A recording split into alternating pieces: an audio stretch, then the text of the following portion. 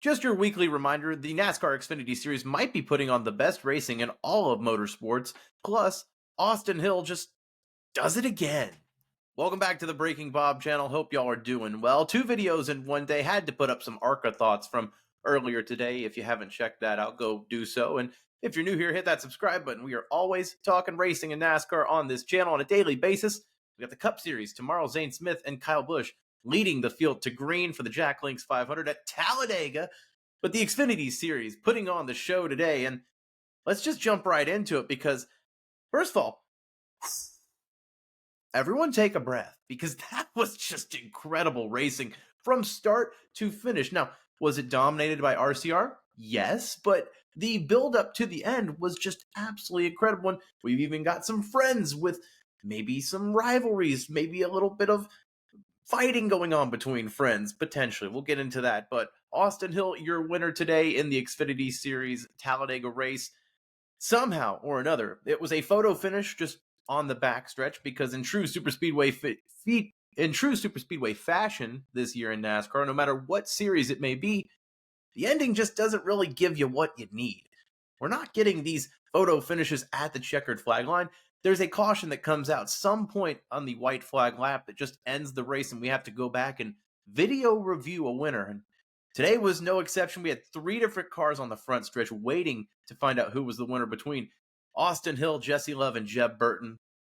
Of course, as is tradition, if there's any sort of insane calamity and just questions in the air, somehow Austin Hill will find a way to be your winner. It doesn't seem to matter whether it's a short track or a super speedway. Austin Hill will find a way. This is his 3rd win of the season. Of course, Atlanta and Martinsville. That Martinsville race we've all tried to bleach out of our heads, but it'll remain in our minds for a long, long time. Austin Hill, though, winning today, and it's the way it happened. Coming to the white flag, looked like it was going to be an incredible finish for a race that deserved it. And on the backstretch, you had Connor Zilisch leading Jesse Love, an aggressive run, taking out Connor Zilisch, sending him into the backstretch wall on the inside barrier as well, the inside wall. NASCAR threw the caution almost immediately once Zilisch hit head on. And I've seen a lot of discourse on social media saying, oh, NASCAR, that's the softest caution ever. You can't throw the caution. You have to. I'm sorry, you have to. That was a nasty head-on collision. And you can't roll the safety trucks out until there is either a caution or the race is ended. You have to get safety crews out there just to make sure Connor Zilisch is okay. That was a nasty, nasty impact. And the way it happened, at the hands of his best friend, Jesse Love, and earlier in the Stage 3 racing, Jesse Love actually got beat by Connor Zilisch, who caught him napping, as the broadcast loved to put it. Their friendship rivalry there. Of course, they love to catch each other sleeping on social media, literally napping. Well, this time it was on the track. Zilisch caught the superspeedway ace Jesse Love napping and took the lead from him in Stage 3, got him sent a little bit shuffled into the back of the pack there. Love said on the radio, he broke bro code, man. It was almost like he genuinely was surprised. It was like they were going to be working together. And then Zilisch took the moment for the part of the race lead there in Stage 3, and Jesse Love was kind of bewildered at that. I guess I understand it. You've got an alliance so-called in your head with your friend there, but at some point you've got to realize this is for the race win, no matter how much of friends you are. Alas, Jesse Love got, I guess, the last laugh when he sends his best friend head-on into the inside barrier in the backstretch. At the end of the race, it did sound like Jesse Love was very, very remorseful, saying, I wrecked my best friend. I hope he's okay. Connor Zilisch was able to get out of the car. He was cleared from the infield care center. Glad to hear that. But yeah, it's, breaking the bro code. That is wild to see it at the hands of 2 guys that are so close and 2 very talented racers. Jesse Love, a super speedway ace. Of course, RCR with their dominance we'll get into in a little bit here. But Connor Zilisch, pretty green on super speedways, but still able to navigate the pack, it seems. And that being said, every single super speedway he's entered at the NASCAR level, he has still not finished a race. And even if it's a few feet from the caution getting thrown at the final lap, you can't count him finishing this race either. He's the one that ended this race. So that streak continues for Connor Zilisch. But yeah, let me know your thoughts down below about Jesse Love versus Connor Zilisch breaking the bro code. Will we see this escalate further, or will friends squash it and we'll be back to normal next week? Gotta wonder what that's going to look like. And as for that caution, Jeb Burton was the one that probably had his heart ripped out the most. He was on the inside, the closest to Austin Hill. The camera angle does look suspicious to where Jeb Burton is ahead, but it's just the angle where the camera is on the backstretch. It's just, I promise you, there's no conspiracy. Austin Hill was the winner, but Jeb Burton definitely frustrated, emotional after the race for good reason. He even said, "We don't get opportunities to win very often. This is our chance to lock ourselves in the playoffs. We don't have the speed to contend on ovals usually or on road courses. This is our chance." It's almost like a lottery. It gives these smaller teams a chance, and Jordan Anderson, Bommarito Racing had a chance today. Jeb Burton, whether you like him or not, that Burton legacy, they can run on super speedways, and today was no exception. But as fans, we want to see that raw emotion from drivers. So it was cool to see not Jeb Burton being a robot out of the car, being real, because as fans, we know what that feels like, whether it's everyday life or just, pickup ball. The pain of a heartbreak of losing. So imagine that on a grand scale at a professional level on national TV when you're a small team and you have that opportunity. So for Jeb Burton, it was cool for him to be candid like that. Even throw the water bottle littering the front stretch.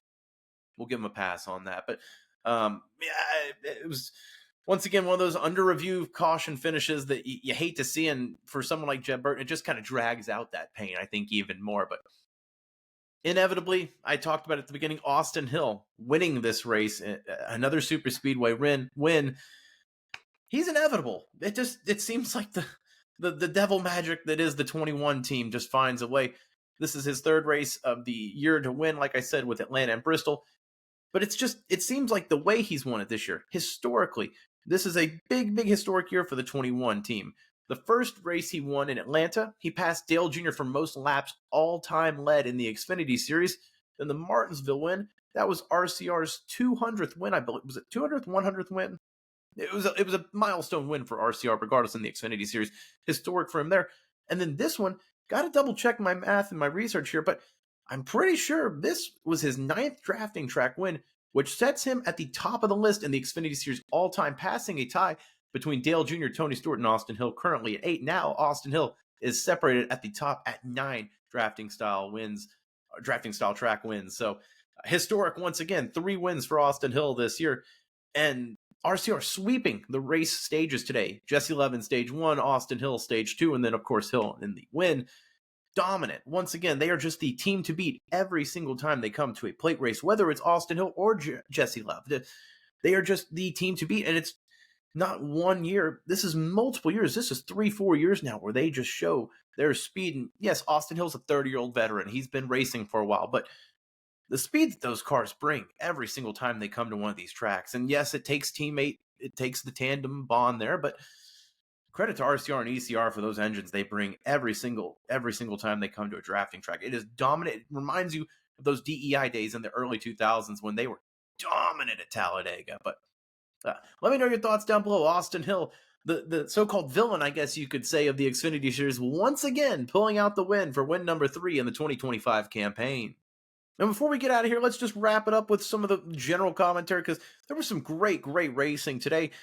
Also, some history made. Catherine Legge led a lap today. She was the 4th woman to lead a lap in the Xfinity Series in NASCAR history.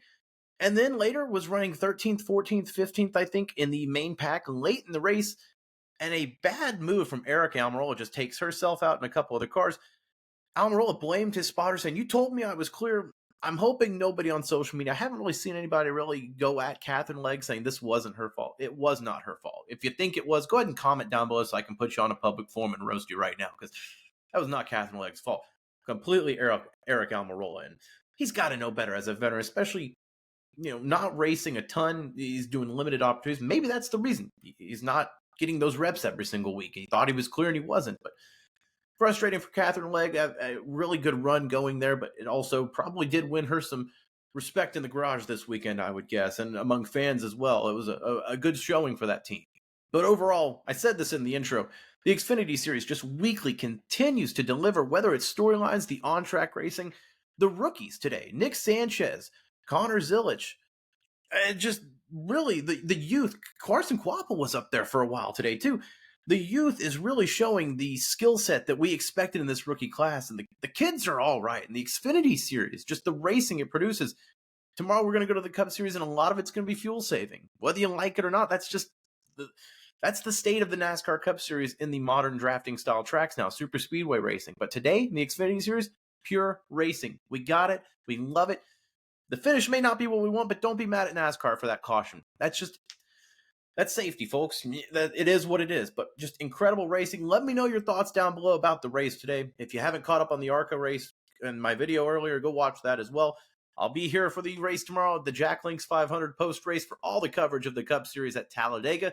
And if you're down there on the boulevard tonight, be careful, but have a good time. For me, I'm envious. I've got to go down there one year. I've heard it's just an absolute scene, a jungle down there. But I'm sure that we'll see some of the aftermath on social media. But anyway, if you've gotten this far, I appreciate you watching. We'll be back with all the content here at Breaking Bob for more. Stay tuned for more. Subscribe, like this video if you haven't already. We'll see you next time.